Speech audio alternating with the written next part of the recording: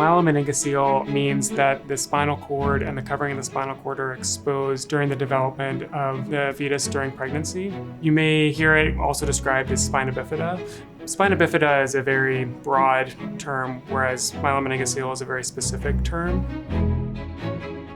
The problem with the myelomeningocele is that the spinal cord and the covering of the spinal cord are exposed to amniotic fluid initially, and then once baby is born, it's possible that those could be exposed to the air as well. Anytime something that's not supposed to be, exposed to the elements there's a risk of infection. That's the thing we worry about the most, and why, we act very quickly.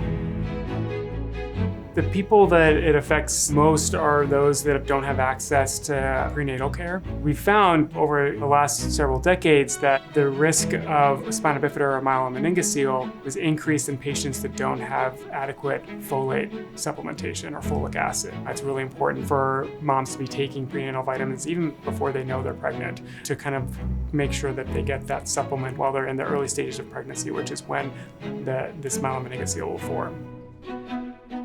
There are two major treatments that we offer here at UPMC. Both involve a discussion with the maternal fetal medicine team and the neurosurgery team. The first option is a fetal repair of the myelomeningocele. That's a surgery that is done while mom is still pregnant. So we need a strong maternal fetal medicine team to help us with that, which we have here. And then you need a neurosurgery team that's comfortable with doing that surgery on baby while baby's still not born yet. The other option is to perform this surgery after birth. That's the surgery that we do within the first 1 to 2 days of life, and that involves a neurosurgery team that's comfortable with managing patients that are that young, which we are obviously here at UPMC.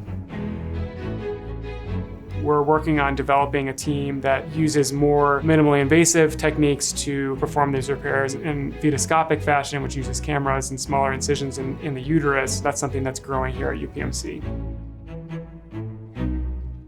It's really important to seek care for myelomeningocele at a center like UPMC, where we have a very strong maternal fetal medicine or MFM program, as well as neurosurgery. But we also have a whole host of other subspecialists that take care of these children with spina bifida, not only right when they're born, but throughout life. And those other programs include orthopedic surgery, urology, neurology, physical and occupational therapy, rehab medicine. Almost all of these patients will need some sort of care from those specialists at some point in their lives, and having a multidisciplinary team that works closely together to take care of these patients is really important.